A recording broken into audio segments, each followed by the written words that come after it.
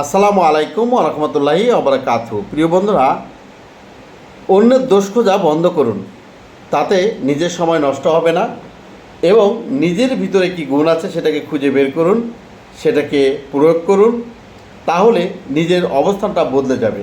আর মনে রাখবেন, আপনি বদলে গেলেই সবাই বদলে যাবে। সুতরাং কারো দোষ না খুঁজে নিজের গুণগুলোকে কাজে লাগানোই বুদ্ধিমত্তার কাজ। আরেকটি কথা মনে রাখবেন, পৃথিবীতে কখনো কাউকে খুশি করার জন্য কোনো কাজ করবেন না, নিজের উন্নয়নের জন্য কাজ করবেন এবং অন্যের উপকারের জন্য কাজ করবেন।